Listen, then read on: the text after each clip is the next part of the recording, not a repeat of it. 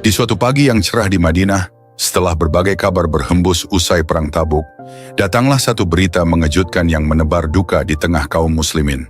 Seorang sahabat yang baru saja tiba dari perjalanan jauh, bergegas masuk ke Masjid Nabawi, wajahnya tampak menahan kesedihan. Ia mencari Rasulullah yang kala itu tengah berbincang dengan beberapa sahabat. Sahabat dengan wajah suram berbicara di depan Rasulullah.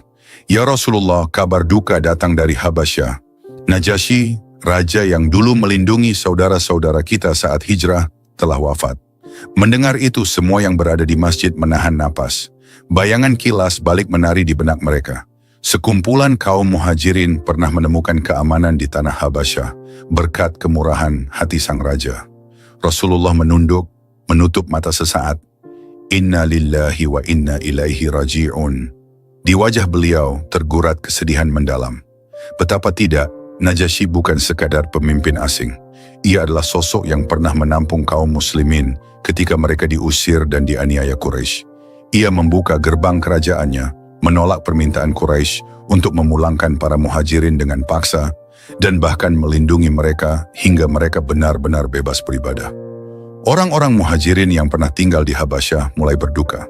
Mereka teringat masa-masa berlindung di istana Najasyi, bagaimana sang raja mendengarkan penjelasan tentang Islam dengan hati terbuka, tidak memihak kezaliman Quraisy. Seorang muhajirin laki-laki menatap langit di pelataran masjid, mengenang masa lalu. "Dulu ketika kami tiba di Habasyah, kami takut dan lelah. Kami berpikir, mungkinkah raja itu menolak kami?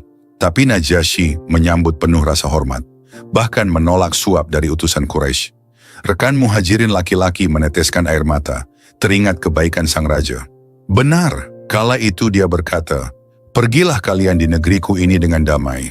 Ia pun tak mengusik keimanan kita. Kini beliau pergi, semoga Allah menerimanya. Begitu mendengar kabar wafatnya Najasyi, Rasulullah mengumpulkan para sahabat di Masjid Nabawi. Suasana hening diwarnai bisik-bisik penuh kesedihan. Rasulullah menatap mereka dengan sorot mata syahdu. Rasulullah mengangkat wajah, menyampaikan kepada sahabat, "Telah wafat seorang saudara kita di negeri jauh. Najasyi, penguasa yang pernah melindungi kita, kini kembali kepada Allah. Mari kita dirikan salat gaib untuknya." Kalimat itu disambut derayan air mata.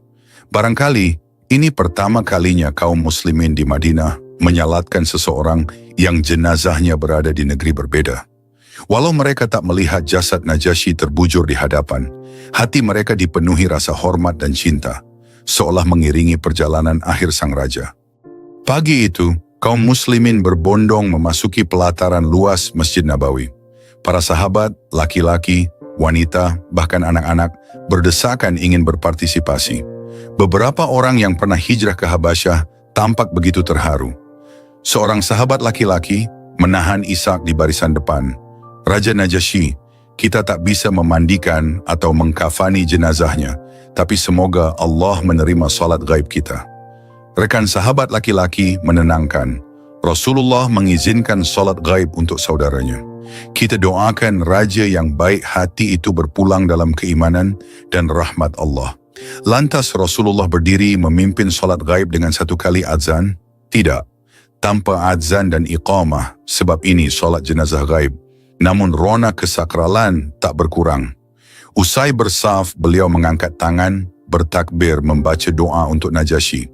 Di baris belakang, derai tangis terlihat.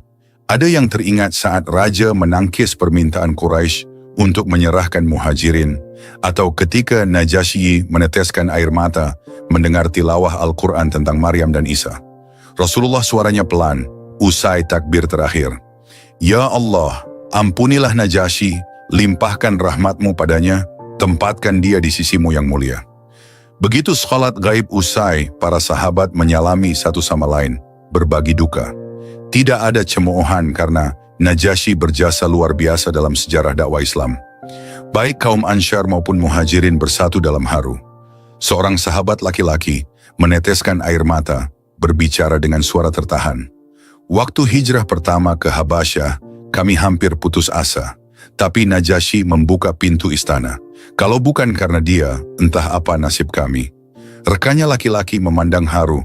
Allah balas kebaikannya dengan petunjuk. Lihat, Rasulullah sendiri menyebutnya saudara, itu tanda kemuliaan. Banyak mata menitikkan air mata teringat kisah heroik di masa lalu, ketika Ja'far bin Abi Thalib mewakili kaum muslimin berdiskusi dengan Najasyi tentang isi Al-Quran. Betapa tersentuhnya raja itu hingga menitikkan air mata. Dan kini, sang raja telah berpulang, meninggalkan kesan manis di hati umat Islam. Kematian Najasyi dan salat gaib yang dilakukan Rasulullah menjadi simbol persaudaraan lintas negeri. Meski terpisah jarak, iman mempersatukan. Syariat membolehkan salat gaib bagi siapapun yang jauh dan tak sempat diurus jenazahnya oleh kaum muslimin. Seorang sahabat laki-laki berbincang pada seorang tabi'in laki-laki yang baru masuk Islam. Ketahuilah kita menyolatkan jenazah Najasyi walau tak melihat jasadnya. Itu sah karena dia saudara seiman, berbuat baik pada kita. Demikianlah Islam memuliakan manusia. Tabi'in menyimak dengan kagum. Masya Allah, padahal dia raja di negeri jauh. Rupanya Rasulullah tak lupa balas budi. Benar, Rasulullah tak pernah melupakan jasa baik. Meski secara fisik tak bisa memandikan atau menguburkan Najasyi, tetaplah digelar salat jenazah gaib. Semua ini menunjukkan kesetiaan Islam terhadap siapapun yang menolongnya. Rasulullah, usai menunaikan salat gaib, menyampaikan beberapa kalimat lembut kepada para sahabat. Di antara inti ucapannya, beliau menekankan bahwa setiap mukmin dimanapun berada adalah saudara, tak peduli perbedaan, suku, bangsa, atau jarak geografis. Najasyi, yang bukan dari suku Quraisy atau Ansyar, dianggap saudara iman karena kebaikan hatinya. Rasulullah memandang jamaah, suara menggetarkan hati. Sesungguhnya, seorang saudara kita meninggal di negeri jauh, tapi Allah mengetahui semua kebaikannya. Kita salatkan dia meski tak melihat jasadnya, karena ikatan Islam menghubungkan kita. Orang-orang yang mendengar perkataan itu, banyak yang menitikkan air mata. Terbayanglah saat-saat genting di Habasyah. Tanpa perlindungan Najasyi, mungkin para muhajirin hancur di tangan Quraisy. Ternyata, jauh di seberang laut, seorang raja yang tak pernah bertemu Rasulullah secara langsung saat itu justru menyelamatkan mereka. Hari-hari berlalu, duka di Madinah sedikit mereda, namun kenangan pada Najasyi tetap hidup. Banyak sahabat yang memohonkan ampun untuknya dalam doa pribadi. Mereka menyadari lelaki yang jauh di Afrika itu telah memberi contoh kebaikan universal, melindungi yang teraniaya. Seorang muhajirin laki-laki merenung di beranda rumahnya. Ya Allah, ampunilah raja yang berhati lembut itu. Ia menolong kami di waktu terpuruk. Kini kami tak sempat menyalatkan jenazahnya, tapi kami yakin kau limpahkan rahmat padanya. Salat gaib terhadap Najasyi tercatat sebagai salah satu peristiwa bersejarah yang menunjukkan bahwa Islam melampaui batas geografi. Rasulullah memimpin umat mendoakan penguasa negeri jauh yang tak berjumpa dengan kebanyakan sahabat, namun kebajikannya sangat berarti. Hingga kini kisah itu selalu diceritakan dalam catatan sirah. Bagaimana Islam menanam pilar persaudaraan melewati samudra. Walaupun Najasyi wafat di tempat asing, doa dari Masjid Nabawi mengalir untuknya, dipimpin langsung oleh Nabi. Dan kaum muslimin pun mewarisi ajaran bahwa jika saudara seiman meninggal jauh, kita tetap bisa menyolatkannya walau tak melihat jasadnya. Sallallahu ala Muhammad, sallallahu